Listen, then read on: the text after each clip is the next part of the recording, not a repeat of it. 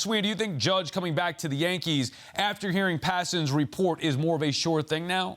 I've always felt pretty confident that Judge and the Yankees are a match, and we'll see where the numbers go. I think it's kind of funny to me, though, that like about a month ago, I thought, 8,300 seems to be kind of the starting point. Right. It would seem to have to be that's where we're not, we're not jumping off of that yet. It tells me that the Giants haven't really made that we're going to blow you out of the water offer yet. So it all probably still leads me to think the Yankees are still in a good position. Maybe the Giants take one opportunity to give them that, blow you out of the water opportunity. I still think we're headed to a winter meetings kind of resolution for this, and I've never really felt that the Yankees were in danger of losing Judge. Yeah, I felt the same way, Sweeny. I mean, to me, the Yankees can't lose him for starters. The one unknown, we just don't know still.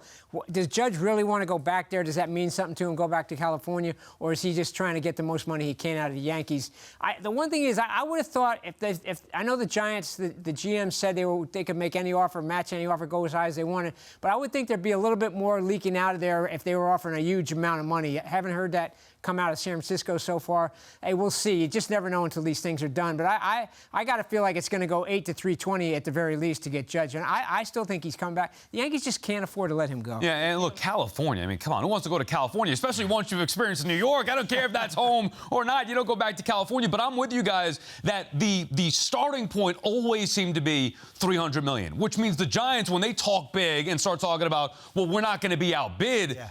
I don't think that they were thinking $300 million. I would be surprised if there's not a significant offer from the Giants or Dodgers. So, Sweeny, my question then would be, will the Yanks be caught off guard? Because they thought $213 million was enough. Now they're thinking, well, $300. And I'm thinking $300 is the starting point. Are the Yankees going to be maybe caught off guard by, say, $350 or more if Judge were to get that? 213 was enough when nobody else was in the bidding, and Judge was not yet a free agent, and he had not yet hit 62 home runs in a season. That's where the Yankees were at that point. I don't think they're under any illusions about where this may or may not go. I think they understand that 37.5 over 8 years, higher AAV than Mike Trout, is probably the good starting point, and make them offer more, okay?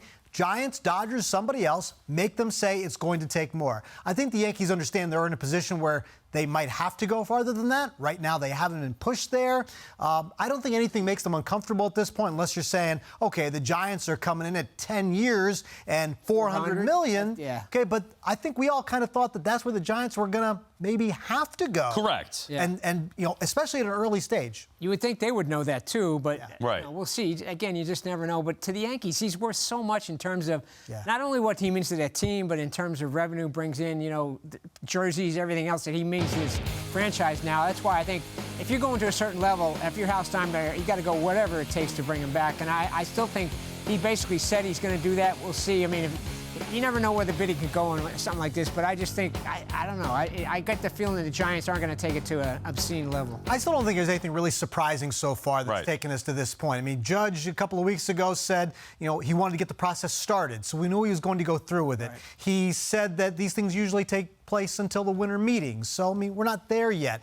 Nothing has really caught us off guard so far. Right, and then we get that offer. Oh, the report of the offer, 8 years, $300. Yeah, I'd hope so. I mean, that's a starting point. Show me something. Passan said we're not messing around. You would think 300 had to be at least a... Yeah, right. We're not messing around. No, that is messing around. Anyway, let's just say that Judge does decide to leave for whatever the reason may be. Big offer, Yankees caught off guard. Oh, my God, $375 million. What do the Yankees do, Harp?